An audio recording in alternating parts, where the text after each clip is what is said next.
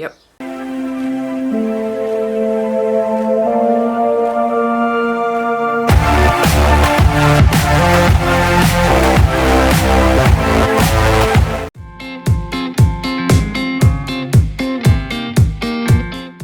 Hey there, it's Lýkos and welcome back to this channel. You're gonna have to excuse the fact that I am wearing a singlet and also the fact that it is coloured because it's too hot to wear anything else, and this is the only singlet I own. I haven't uploaded in a while. I have been busy and really sick, so I have missed the opportunity to post, and my septum piercing is not sitting straight and it's really bugging me. I can't actually see at the moment, but I'm not putting my glasses on because they're in the house and I can't bother to get up and go get them. So we're just gonna pretend like I can see what I'm doing right now and not the fact I'm doing this completely blind. This week I'm gonna talk about piercings and you know, what to expect when you get your first ones, and because I get asked that a lot. And I always get people sending me pictures of their piercings going, is this normal? And they've had it for like 2 days and their nose is red and they're like, is this normal? And I'm just like, you've just had your nose stabbed. Of course that's normal. But yeah, so we're gonna discuss that today. I look really tired. I've had very little sleep. But yeah, so that's what we're gonna talk about today. I guess the first thing we should start with is always, when you're getting a piercing, make sure you go in and talk to the piercer before you are wanting to get the piercing. You know, make sure if you're getting something that's a little less, I don't know, say like a tongue piercing is your first piercing, it's always best to go in and talk to the piercer, make sure you can get it pierced, because there are people who can't get their tongues pierced because of how their veins sit. I would not suggest getting a tongue piercing as your first piercing, but some people do. But yeah, so you do want to go in and have a conversation with the piercer beforehand, if you can. If you can't, just make sure you go to a reputable piercer and go a bit earlier than you intend to for the actual piercing, so that you can have a conversation. If you say getting a tongue piercing and you booked an appointment, turn up a little bit earlier, and so you can, you know, ask them anything you want to know about it prior. Yeah. If you're getting an oral piercing,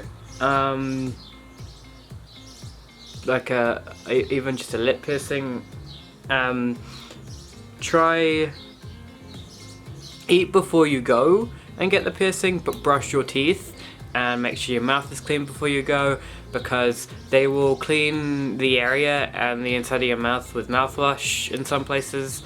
They should do, but some places don't, and you need to be really careful of that. And so just to be on the safe side, make sure you clean it first, because they don't know how clean the inside of your mouth is before they do the piercing, and it's always best to just ensure that you have that done.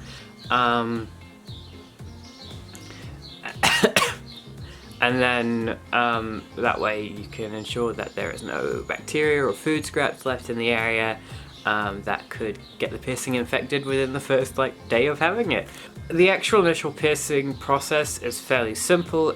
Piercings generally take about 2 minutes unless you are getting a more complicated piercing. My bridge piercing took about an hour to pierce because they had to make sure it was straight, and so they spent forever trying to measure it out because my eyes don't sit perfectly across from each other, so they had to make sure that the actual piercing was straight and not aligning with my eyes, because it'd be more obvious if the piercing wasn't straight than it would be if it doesn't align with my eyes. So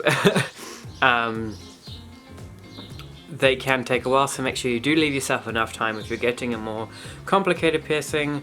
But general piercings, your lip, your nose, your septum, stuff like that, should not take more than 2 or 3 minutes, but always allow extra time if you're going as a walk-in appointment, because the piercing studio may be very busy. So I know I've had to wait like an hour and a half in my piercing studio when I have just walked in at a busy time. So if you're doing it on a lunch break, book an appointment. If you're not doing it on a lunch break and you're short of time, make sure you leave earlier, and so that you have enough time at the piercing studio before you have to go and do whatever it is you need to do. or do the piercing afterwards, and so that you have definitely enough time, because you really can't just rush a piercing, and no piercer will appreciate you getting annoyed and frustrated that they're not being quick enough when they're trying to do their job properly. So yeah. As for aftercare, you should be given a sheet of paper with your piercing. I don't get them anymore just because of the sheer volume of my piercings, but they, they'll always offer me one if it's a piercing I've not dealt with before. If it's a new type of piercing or an area I've never had pierced, I will take them. But for things like lip piercings, there's no point in me taking a aftercare sheet because I know how to look after them now. I've had my snake bite since I was 15, so there's really no point in handing me one for a lip piercing when I know how to look after them. In this day and age, it's just, at this point in my piercing journey, I don't need them. Generally it's all the same aftercare. There is a few differences between standard piercings and surface piercings, and then a few differences between surface piercings and dermal piercings. So when you're new to piercings, definitely take the aftercare sheet and follow it to a T. Whatever they suggest you use in their professional opinion. It's better than what I can offer you as a non-professional, just as somebody with a lot of piercings, but I can tell you what I use, and that is, if I've got a fresh piercing or a piercing that's playing up, I use boiling water in a shot glass with a little bit of sea salt in it, non-iodized sea salt, and then you let it cool down to just below boiling point, so it doesn't burn your skin, but it's still quite hot. And for piercings, like, I've just taken these ones out, but when I had them, you just held the shot glass over it. For ones that you didn't need to hold a shot glass over. My apologies for stopping mid-sentence, there was a wasp in my room. What was I saying? For piercings, you didn't need to hold a shot glass over. You get I use a cotton bud. I use a cotton bud, and you dip it in the salt water, and then you just use it around the area.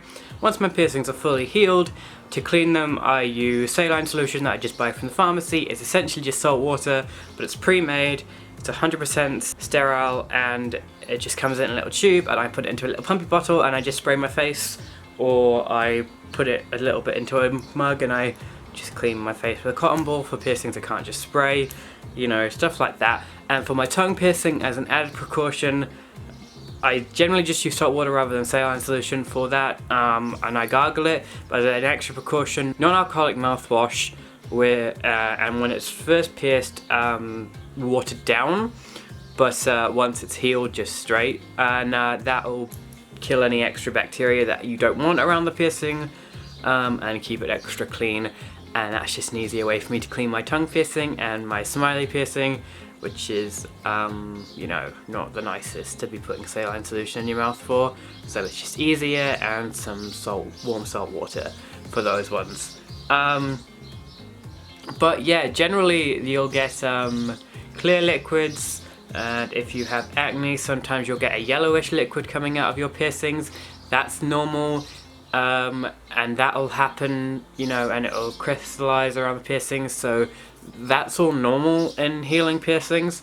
A lot of people find that gross. It's part of the healing process. If you find that too gross to deal with, just don't get a piercing, because it generally happens with any piercing you get. There'll be blood as well for the first day that you'll be cleaning off. If you have acne, you might get if you had surface and you get surface piercing, you might get some lumps and stuff next to the holes or beside them or even underneath them. As long as you keep them monitored and clean, and you keep in contact with your piercer about them, if it gets progressively worse, you should be fine, and the piercer should tell you the same thing. Because it's quite common, especially people with cystic acne, so acne that sits under the skin. It's very common for people with that to have it. I have it above my bridge piercing in the corner here.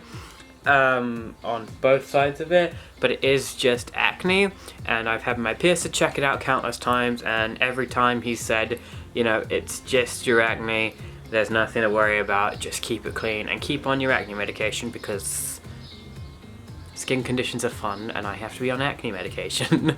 But yeah, so as long as you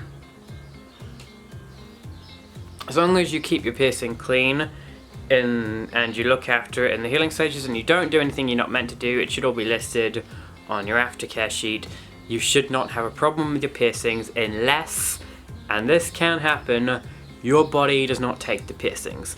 And if your body does not take the piercings, you should know fairly quickly.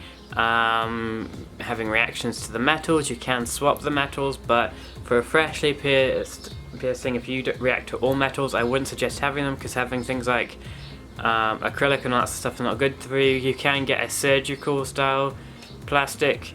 I don't know how well that does in freshly pierced jewelry. I've never had it. You'd have to ask a piercer about that, but generally jewelry that is not metal is not great to have in freshly pierced piercings. And so if you are reacting to the metal, just body doesn't take and it rejects anything you put in it. If you get an eyebrow piercing and it rejects after a couple of days or even a couple of weeks, if you get, you know, a lip piercing and it doesn't heal and lots of stuff, you probably shouldn't be having piercings. It might just be that your body doesn't like them, and that is the case for some people. I've been very lucky because my body does not like a lot of things, but piercings and tattoos they seem completely okay with. So yeah, I don't really have anything else to say on that. Just follow your piercer's advice. If the skin around the area is red, warm, and it's quite sore to the touch, and the pain is starting to spread around the area, then you might have an infection, and then you go and see a piercer. They should confirm it. If they confirm it, go see a doctor, get antibiotics. You shouldn't have to take the piercing out if you get antibiotics, but if you leave it, the likelihood is you'll have to take the piercing out and end up on antibiotics anyway, because you cannot keep an infected piercing.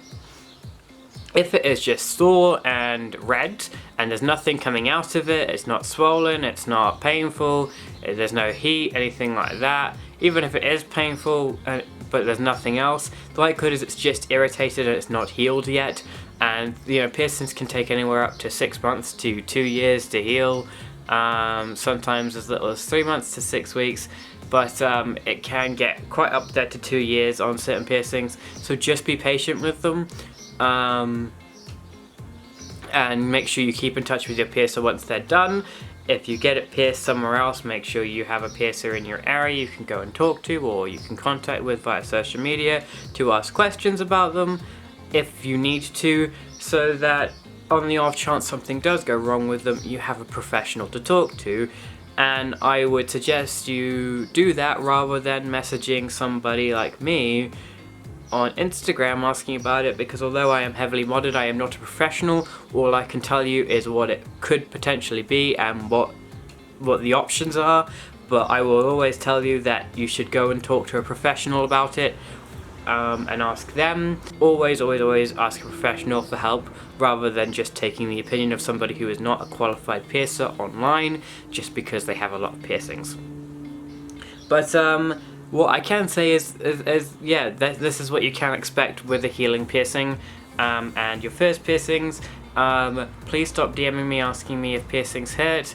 I, for one, have a pain disorder. I do not feel my piercings generally, but for the average person with a general pain threshold, you're gonna fucking feel it. It's going to hurt. How much it hurts is down to your body and you as an individual, but it will hurt because it is a needle going through your skin, so you will most definitely feel it, unless you have a nerve ending disorder. Yeah, that's all I can really say on this. I hope you guys enjoyed this video. If you did, leave a like, comment down below what else you want me to do. I've just realised you can see all my alcohol in the background, and my video games. That shelf is way too crowded, I need to put up my other shelf. Yeah, if you like this video, leave a like, comment down below what you want to see next. There are videos on this channel almost every day. I'm gonna say almost every day because a lot of us have had to miss days because some of us are still in school, I for one am not, but I'm hopefully starting a job soon, so I don't know how well I'm going to be able to upload. Thankfully, because of time zones, I upload very late on a Saturday night, so I schedule my uploads. So it shouldn't affect me uploading on a Saturday. The only reason I wouldn't be able to upload is if on my days off I haven't had a chance to film, and I can't film during the day because I'm working the other days. So hopefully it shouldn't affect anything, but I really need a job, so I'd much rather work and miss a few days every now and then than not work and upload every week. Sorry. But yeah, we upload almost every day, and I'm gonna keep saying almost every day until we have a set schedule of uploads. Yeah, so if you want to see more videos from me or anyone else on this channel, hit subscribe. If you specifically want to see more of my face, go hop over onto my YouTube channel. There's about a year's load of videos on there. I haven't uploaded on there recently. I plan to get back into it, but I haven't had a chance yet, so if you're interested, jump on over there and turn on post notifications for when I do finally upload again, or follow me on Instagram to find out when I do upload. I'll leave all of my social media links down below, as well as the group account social media links and my YouTube channel, and I will see you guys next week.